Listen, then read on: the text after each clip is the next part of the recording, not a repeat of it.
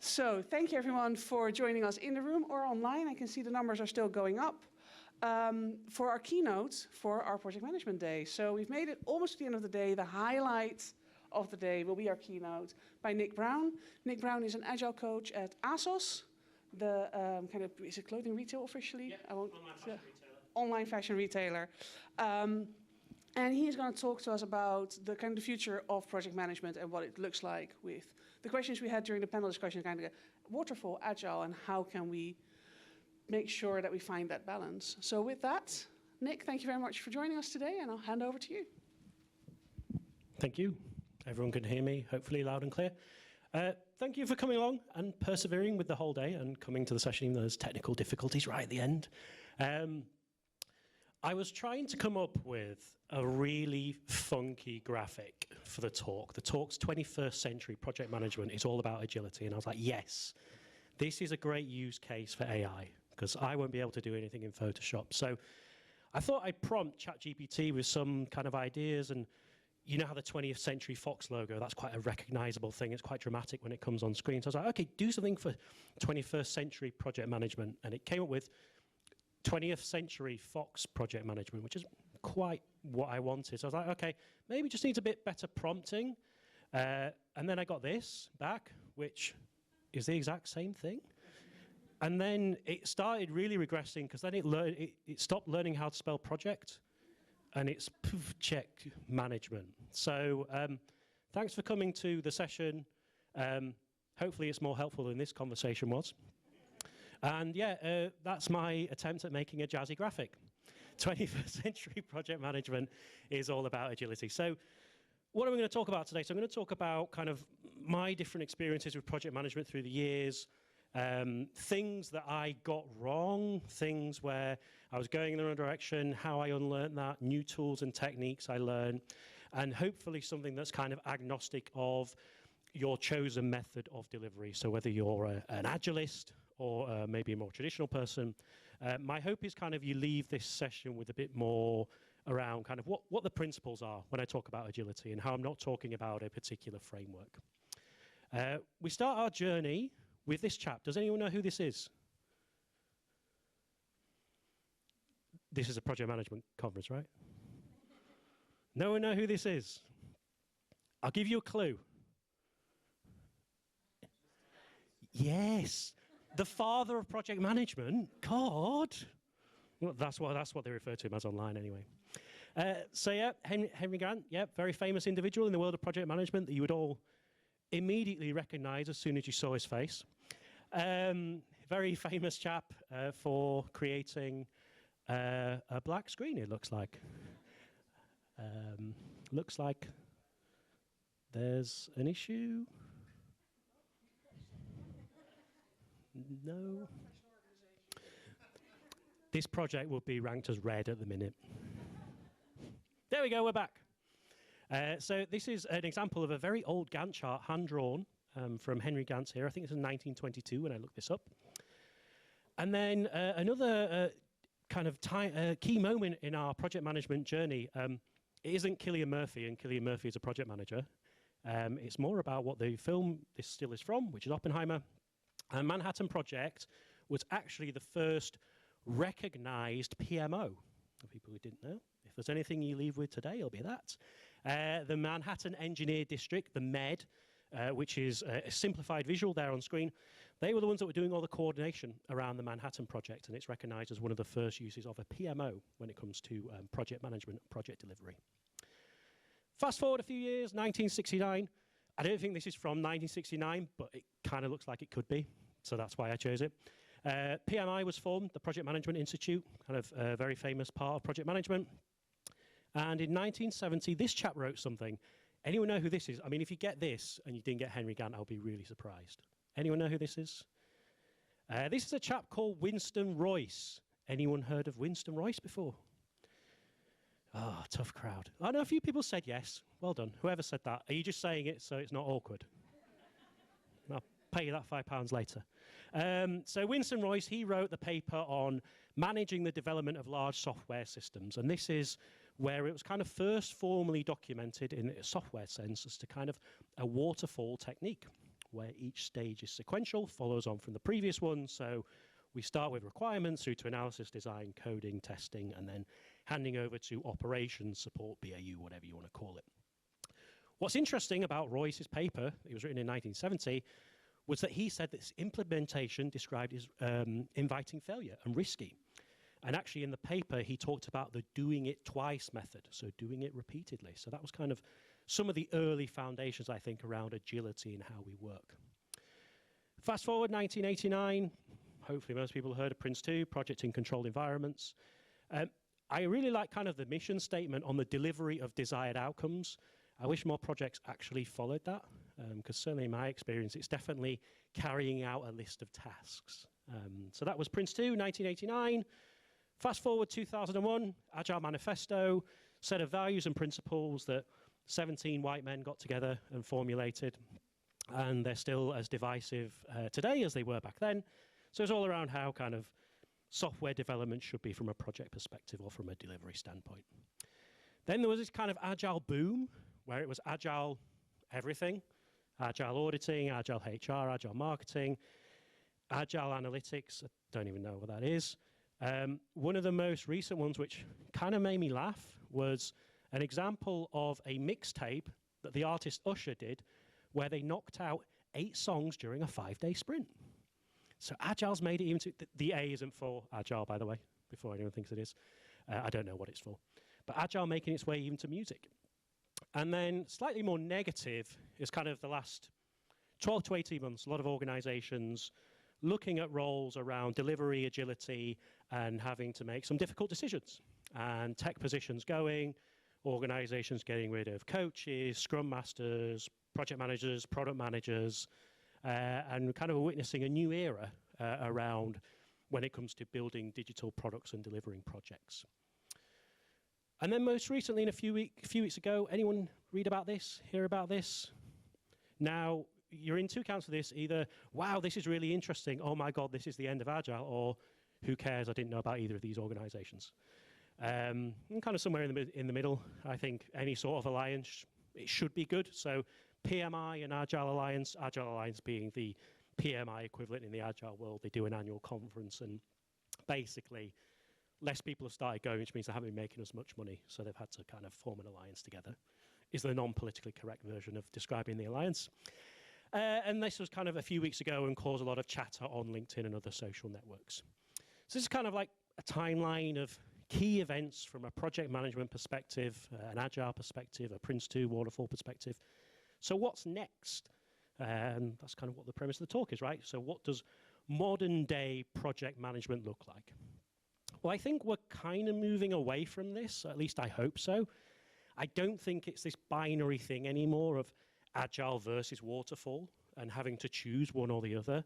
I think both have a place, both have complementary practices. You can use bits of both depending on your context. So having to choose which camp you're in, I think we're finally moving away from that, or at least I hope so. And it sounded like from the panel we are as an organization here, which is great. And I talked about agility in the title of the talk, and that's agility with a small a, because I think agility with a big A, lots of negative connotations. People think that means, you know, Scrum or sprints or Scrum Masters and lots of Agile buzzwords.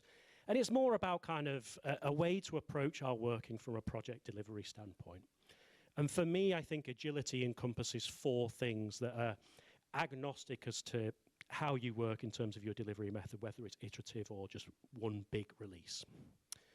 So the 4 things I'm going to talk about in detail, and I'm going to show you some examples, some good, some not so good, and what I think good looks like in the modern day. So the first one's delivery.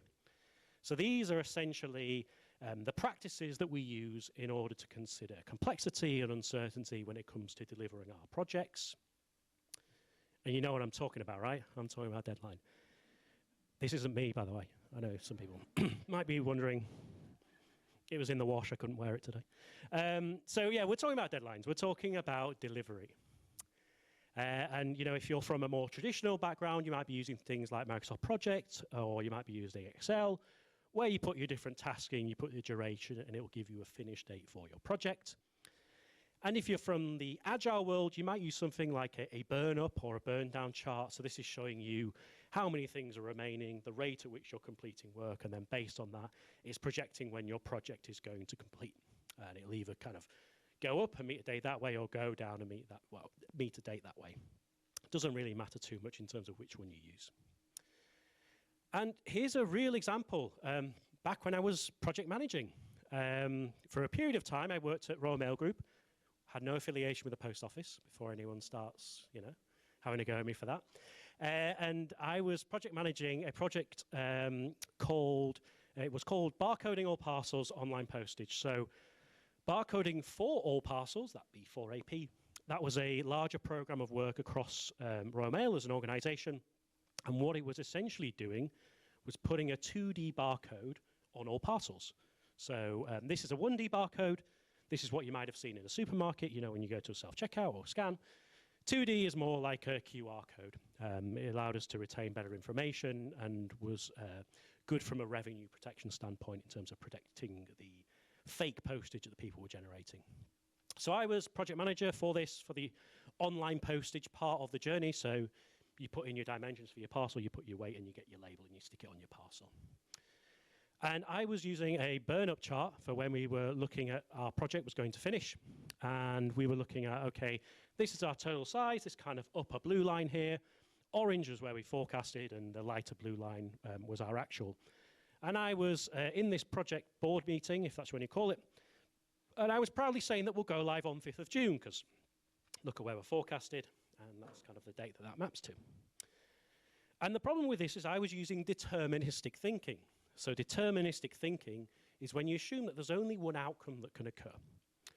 What I needed to do, and what I learned in subsequent years when I kept getting these dates wrong, was that I needed to think probabilistically, not deterministically. Probabilistic thinking is understanding that there's a range of outcomes that could occur. There isn't a single one. There's lots of different outcomes that can occur, and you need to understand the likelihood of those outcomes occurring. And you might think, well, where is this used? This is brand new to me.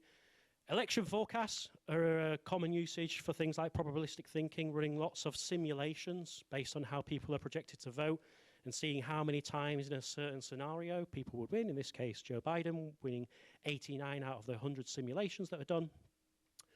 Or when it comes to weather forecasts. So this is from Monday evening, I think, when I was looking at this for where I live, and looking at the likelihood of rain later on. It was going into Tuesday, actually. So here you can see that in the period around 2 o'clock, that range from 2 to 2:30, there's a 20% probability of rain. So might want to pack a jacket if you're going outside.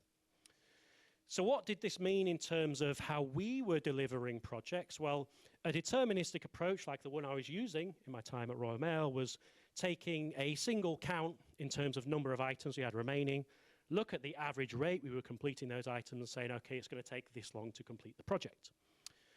Probabilistic thinking is working in ranges. So understanding that there's a range of outcomes that could occur, there's a range of things that are in scope, and there's a range at which you're going to complete that work. So here I'm saying, well, actually, the range is 20 to 30 items, and we complete anywhere from 1 to 5 items a week.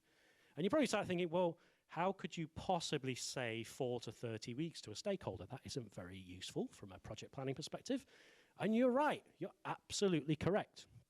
So to show you an example, imagine this was the chart I was showing before, the kind of forecasted rate at which we were going to finish work. And what we would do is we would do lots of simulations based on historical data, the rate at which we actually completed work.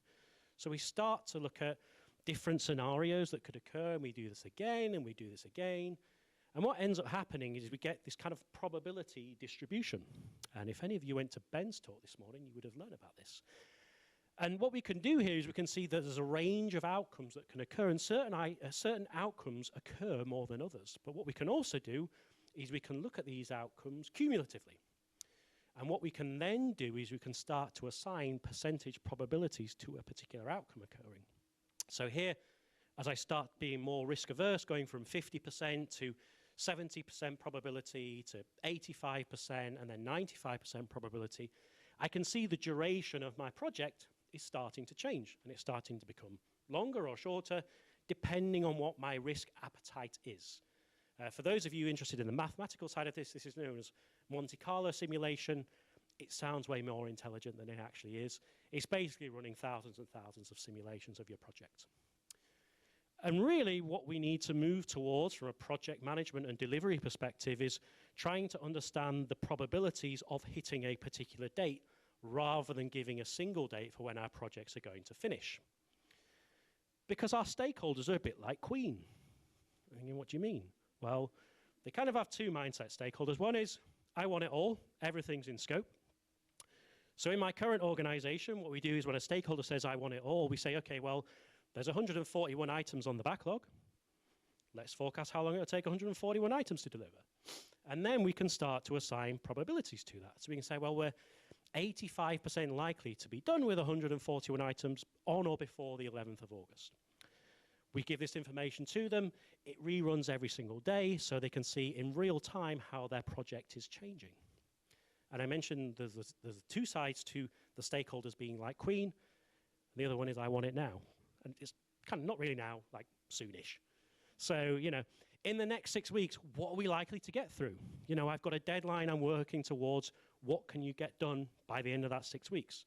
And here we can see, well, we're 85% likely we'll finish at least 16 items in the next 6 weeks. So if you've got 52, probably not very sensible. What are your top 16? Let's focus on those and let's think about it probabilistically rather than deterministically. And these tools work with Microsoft Project, with Excel. Here's a couple examples that I pulled from the web. So this is just a plugin with Excel. It's showing you the range of project end dates based on having optimistic, pessimistic, and average duration in terms of tasks in MS Project when you put the task duration. And similarly, you've got a probability in terms of your project costs. So if you want to simulate cost overruns and giving people guidance from a financial perspective, you can use that information there. So coming back to my example, what would have happened if I would have been thinking probabilistically? Well, actually, it was like 4% likely we were going to meet that date. So it was a bit naive from a delivery standpoint. And actually, reality was around there, kind of towards the end of July, more the kind of 90% mark.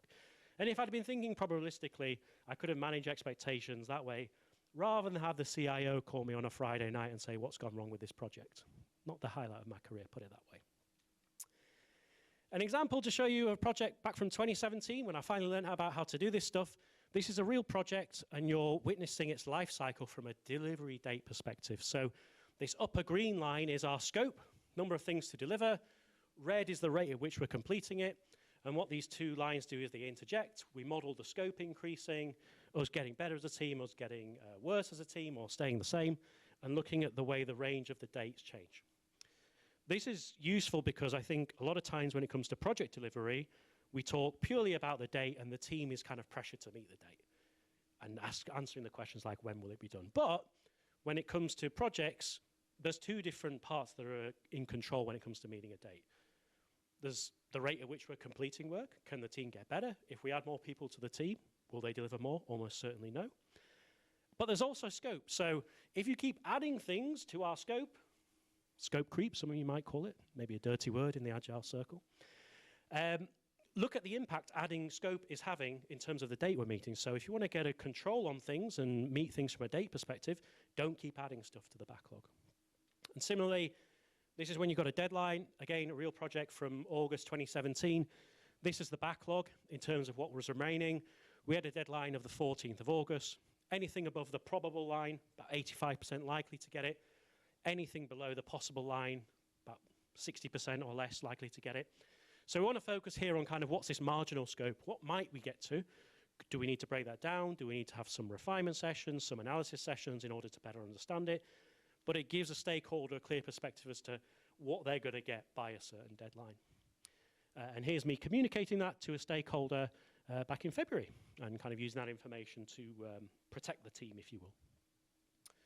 So that's delivery. So delivery, we need to think probabilistically, not deterministically when it comes to delivery dates.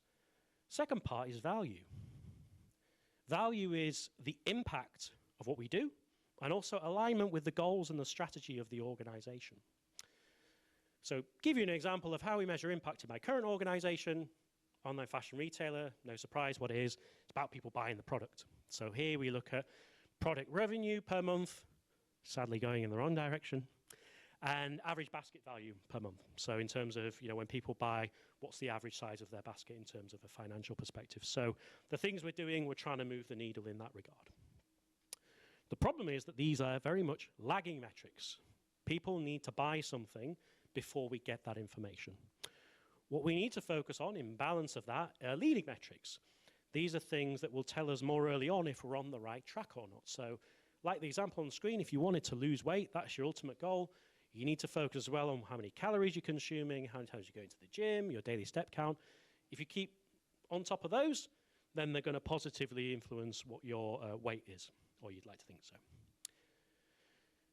So here's an example of a leading indicator from the project I showed before. Not a particularly happy customer based on that, very disappointed.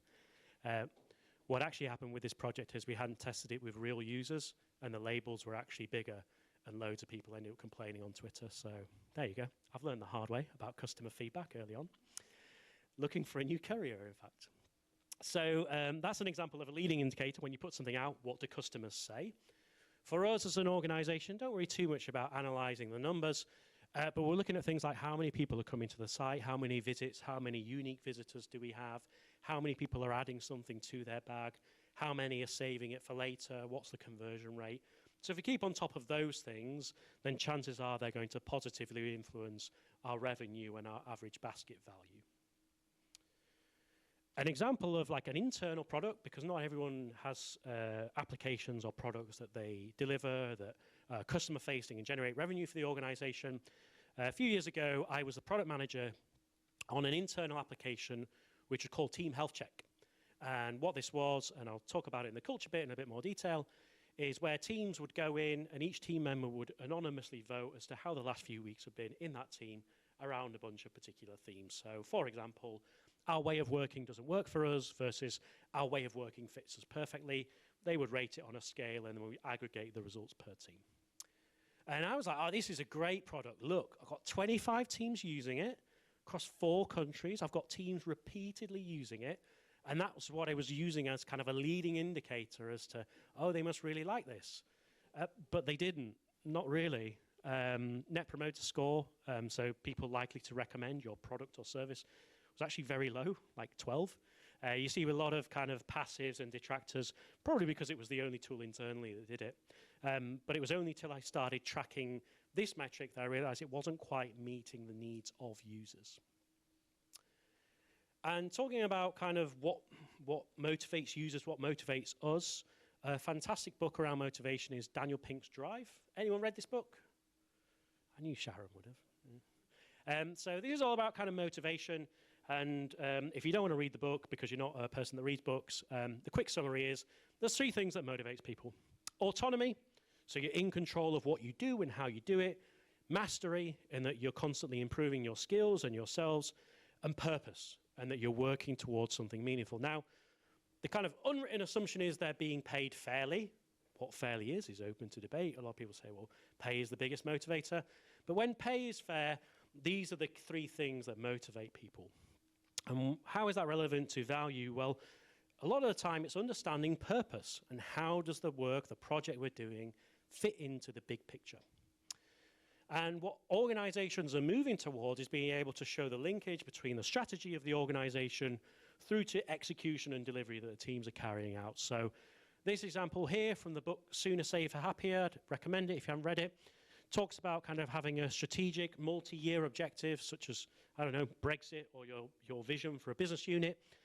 Then that relates down to different portfolio objectives that are kind of at the 3-year time horizon.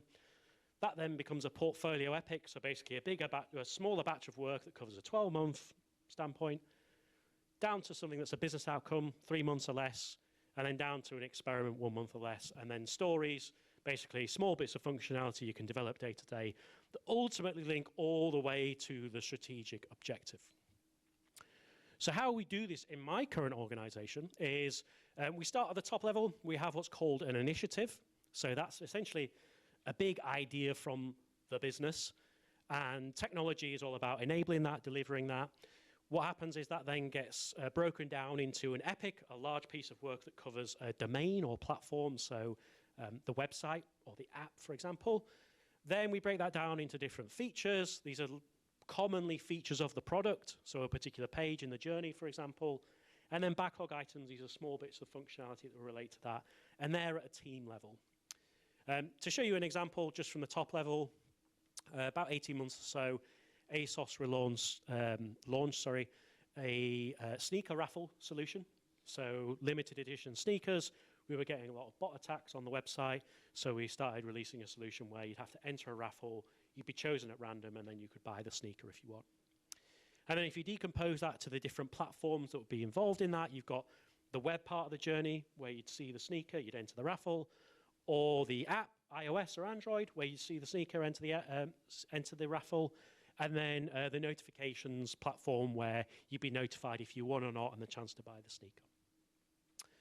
So what we do is, if we were in a team, and let's say we have a backlog of 10 things, that's a pipe dream for any agile team, if anyone's in one. What we'd look at is say, okay, this item in the backlog, does it have a parent feature that it's grouped under? Does that then have a parent epic that that's grouped under? And then does that link to initiative? And if it does, we give it 1 point. And if it doesn't, we give it 0 points. And what we can say that for this particular team, they have a portfolio alignment of 10%. So they've got 10 items in the backlog, and one of those 10 links all the way to the top of the portfolio and the key initiatives that we want to work on. So when we want to understand our purpose as a team and for our teams, we can track this information. So we can start to look at, okay, on a daily basis, how well is the team's backlog aligned with the big initiatives that we want to deliver as an organization? And thankfully for this team, we can see it's trending up, so it's improving. And we can look at our average alignment over the last 12 weeks. And then we can also filter that, and we can see, okay, well, the stuff that's actually in flight right now, are they working on the majority of things that are aligned with the portfolio and the initiatives we want? We don't set a particular target around that, and I'll explain why in a second. But we say to teams, you should be aiming for around the 60% mark. There's tons of work that teams do that's local, continuous improvement, BAU, tech debt stuff. That's never going to link all the way to the portfolio. But what this does is it allows our teams to understand, are they working on the right things? And if they're not, why are they working on those things? Now, there may be legitimate reasons, but largely we want our teams to be working on the stuff that the organization wants, not just the stuff that they've decided they want to do because it pays off some tech debt. And then we can also look at the balance of our portfolio. These are our 4 strategic pillars. That's our current strategy as an organization right now. You can see we're doing a lot of stuff around having more relevant products, but we're not actually doing stuff that strengthens relationship with customers. You could argue, aren't those too closely related? But it allows us to see the balance in our portfolio and whether we're doing too much of one thing versus not enough of another. And I mentioned about how you can go wrong with this. Previously, I worked in financial services. I won't name the organization, but if you follow me on LinkedIn, you'll know. And they had the bright idea of putting everything in Jira. I say that like in a really negative sense because it's a really bad idea. Don't do it. So they had their strategic objective in Jira. This is our company strategy. We're going to put that in. Then we're going to have our portfolio objective. Then they start using objectives and key results, OKRs, if anyone's come across those. They are a good tool, regardless of your negative experience with them, probably. And then they'd have epics and features and then user stories. And what they did was they called this their golden thread. I couldn't find golden thread, so it's like a yellow rope. It doesn't have the same ring to it. So we'll stick with golden thread. And this is a good idea. I don't necessarily disagree with this as an idea. And this was kind of the big thing that they were celebrating and focusing on as an organization. And similarly to kind of how I showed before, they were tracking the alignment of teams over a period of time. And they didn't have a PMO, they had a VRO. A VRO is a value realization office, not a project management office. They do the same thing. And basically, they went around to teams saying, okay, if you don't have at least 85% alignment, your team won't get funded. And the PMs were a little bit shocked at that. And they'd be like, oh, okay, okay, sure. And with this particular team that I was involved in, they were in my area I was coaching. This wasn't the consequence of my work, I promise. They were influenced by what's called Goodhart's Law. And Goodhart's Law is when a measure becomes a target, it ceases to be a good measure. Because invariably, people find a way to game the system. So the example there, if you're measuring people on the number of nails made, they're going to make thousands of tiny, tiny nails that are useless. Or if you're going to measure them on the weight of nails made, they're going to make a few giant heavy nails, which are again useless. That's actually a true story from a factory in Moscow, if anyone's interested. So the target that was set was 85%, right? You have to meet the target of 85% or you won't get your funding. And then what happened was teams were meeting this 85% threshold, and the VRO, they were going around and celebrating this. Like, look at how much value this team is delivering. It's at 87% as of December. And then I was chatting to the PM for this particular team about it, and they told me to be quiet because they told me that they've actually linked these to dummy items in Jira, and they were using it to make sure that they met the target and got their funding. So don't do this, right? Don't start setting targets for teams, because trust me, they will find a way around it and they will game it. It's a good idea, but once you introduce targets, it quickly becomes ruined. Third thing when it comes to, well, what is modern day project management and agility is culture. This for me is the mindset and behaviors that we have around kind of working as a team, teamwork, continuous improvement, how we behave, how we interact together. The number one determining factor in high-performing teams, based on a study that Google did called Project Aristotle, was that teams have psychological safety. So all their top-performing teams at Google, they all had psychological safety, which is where team members feel safe to take risks and be vulnerable around each other. This doesn't mean everyone's nice to each other or everyone has cameras on.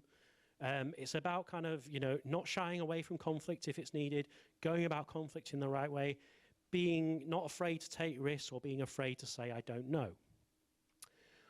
A great way to go about building psychological safety in teams is sharing more about yourself. Anyone heard of a manual of me before? Yeah, you've probably seen some hilariously extroverted person sharing one on LinkedIn. So here's an example of Stephen. I don't know who Stephen is, by the way, but here you've got, his working hours, what his communication preferences are, how he likes working with headphones in, how he likes coffee, and he struggles with politics in the organization. I mean, does anyone say they like politics? I don't know. So this tells you a little bit more about Stephen as a person. So when we're talking about building psychological safety in teams, you need to understand more about that person, really, how they like being interacted with. If you went up to Stephen and you were very direct with him, he might not like that. He might view it as playing politics. I don't know. He likes hearing what others are working on, so don't just go in and ask what he's working on. Don't be afraid to share what you're working on. And another tool that can help, similar in the vein of Manual of Me, is a personal map. Very similar. It's more a mind map. And in the middle, you put your own name. Spanning off of that, you put things like goals, values, maybe where you've lived in the past, where you like going on holiday. There is no rule around what you do and don't share. So it's very much within your control. Here's an example of Suzanne's one, and you can see she's got 2 kids called Hans and Rick, and her husband Greg was in the military.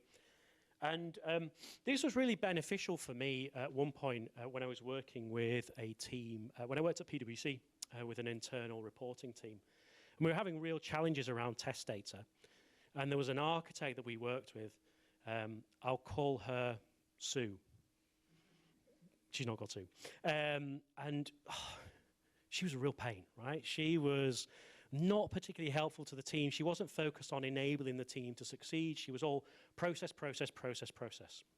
And I was trying to get her to find ways we could allow the team to better test what it was they were building with better test data. So then when we put stuff out there, people aren't saying this doesn't work, the numbers are wrong, and it's closer to what production is actually like. And I tried various different things, taking her for coffee, explaining what we're talking about from an agile perspective, how we want to deliver value iteratively, and it was just completely lost on her. And anyway, one retrospective, we actually just did this, every member of the team, and I invited Sue along, and she completed it for herself, and I did my own one. And we actually found that we both loved the author James Patterson, and in particular the Alex Cross books, if anyone knows what they are.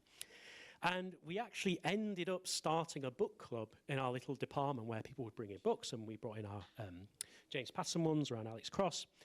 And for some reason, it massively brought her walls down, and she was really proactive after that in terms of helping the team get things like their test data set. She actually sent an email to someone in compliance, and it said, this is what we're doing. If you don't reply within 24 hours, I'll assume it's fine. I was like, whoa, you've changed a lot.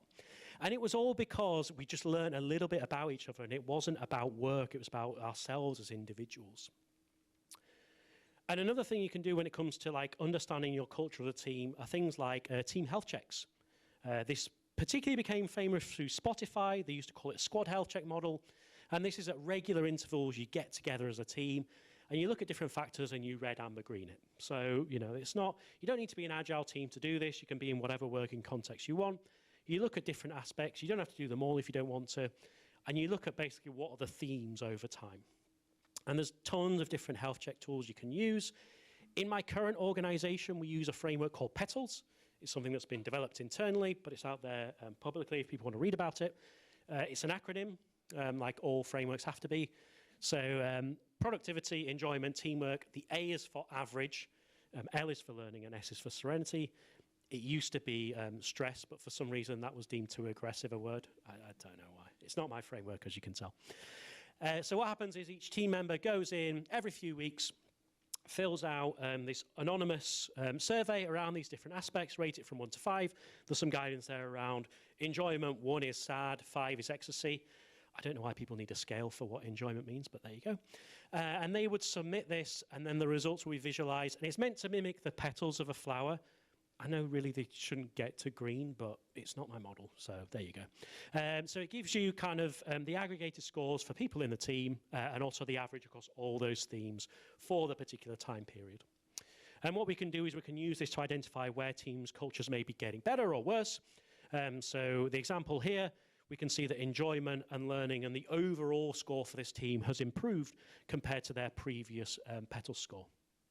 So that validates the changes we've made to our way of working having a positive impact amongst our team members.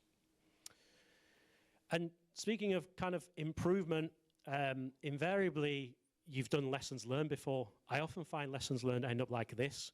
They go to this decrepit, miserable, dark room that never get looked at again.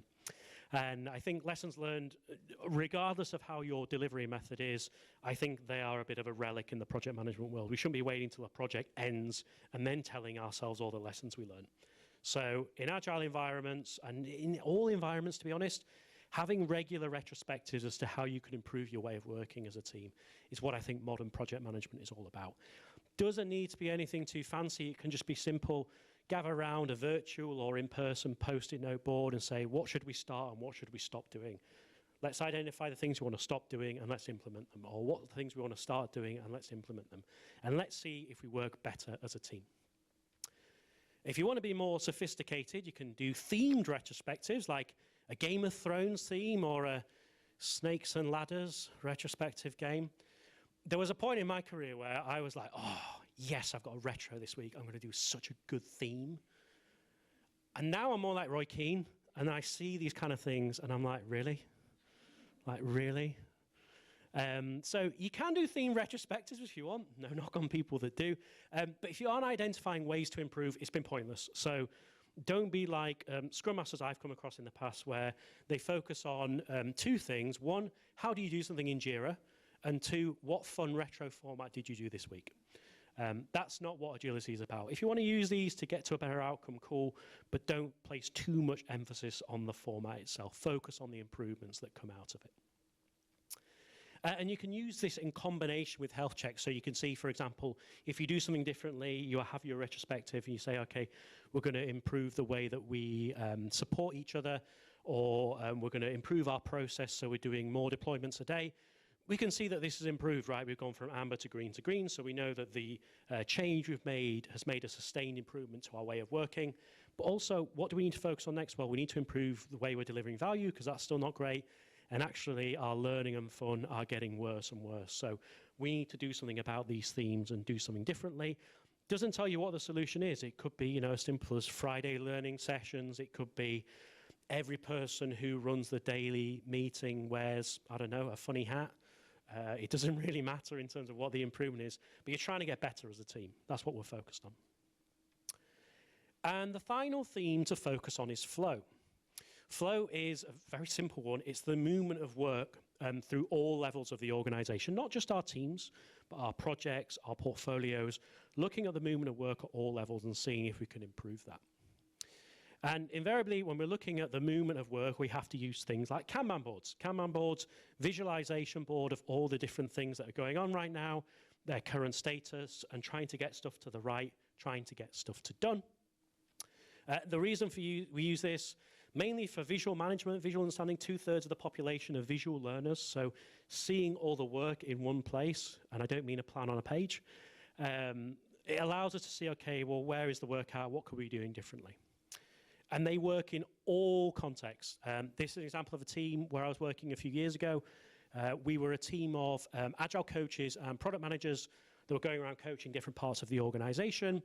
Here on the left-hand side, we have like our ideas, like the things that we might want to do. Candidates, these were the things that, okay, we want to move this forward. This feels like a good thing. Ready, the stuff that's ready to start. It has the right information. In progress is what we're working on. Doing and done, split there, so we can see, okay, maybe something needs a peer review from another coach or product manager, and done being all the items that are in a status of done. We've completed them. And working in a monthly sprint cycle and seeing, okay, we finished 17 items last sprint, and this is the current duration of our current sprint. And then a left field showcase of Kanban boards is this one. This is from when me and my wife got married. And we used a Kanban board for visualizing all the different tasks that were needed as we got down to the final few weeks. And you can see this very much differs from an agile team. Agile teams, if you're using a Kanban board, maybe some items have like a due date, but you can see the person I was working with in my team, they were very adamant that every single thing should have a date that it will be done by. And the other thing with Kanban boards is you're meant to limit the amount of things you work on at any given time, and then you're meant to pull items when you get capacity and put your name against them. It's interesting how much my face is there compared to my wife's saying, well, a couple of times there. So this actually really helped because it allowed us to get everything out into the open, and we could see what jobs were needed and invariably the date they were needed to be done by. Some of them very critical, very much on the critical path, i.e. print the speech. I wouldn't want it to wing that. Giving the rings to my best man, and even fancy things like meeting the piper. We had a bagpiper on our wedding day, so we had to meet him. And another example, if you work in a very traditional environment, and let's say your portfolio is all projects delivered in a traditional manner, for better want of a phrase, waterfall, you could still use a Kanban board for visualizing all your projects. And here's an example of the portfolio projects in the technology organization I was working in at the time. On the left-hand side, we've got projects that are in refinement, in analysis, maybe working on a business case. Ready, those are the ones next ready to start. In progress is what we're working on right now. It's interesting how wide that column is compared to all the others. Ready to deploy, things, that's very much a traditional delivery standpoint, right? Stuff that's ready to deploy, so deploying it in one big batch.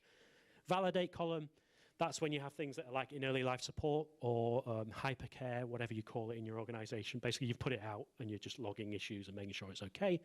And done with the smiley face is, it's done, it's finished. And it's noticeable how little is in that column. But there we go, it was a point in time. So to give you an example of Kanban boards and how they work in practicality and why they're useful, if we wanted to know, okay, what has Team Alpha completed, we can say, okay, what just finished? What did we just finish delivering? What are we working on right now? The stuff that's in build and test. And what's coming next? What's in analysis? And invariably, what happens is team members get stuck on blocked on tasks, and we identify that. And that's great as a PM, in my opinion. The good PMs that I've ever worked with, they go to the team and ask, how can I help? They focus on unblocking the team and enabling teams. So it's a very healthy visual management tool to see where you could be focusing and helping the team. Now, as we work through items, they flow through to done. And what happens is a metric called throughput is counted. So throughput is the count of completed cards per unit of time. So that one just moved to done. So now we've got a throughput of 1. And if something moves to done from the test column, then we'd have a throughput of 2. You don't know how long it took me to do that animation perfect. So I'm so glad that worked. I showed it to my wife and she wasn't impressed. I don't know why. So, this team's got a throughput of 2. This is great. So we've completed 2 items in the given period. What we can do with our teams, we can use is to see, well, are we getting better as a team or are we getting worse? So this particular team I worked with last year, they completed 54 items in the period we're looking at between May through to the beginning of September. We made some changes to the way of working, how they were breaking work down, how they were structured.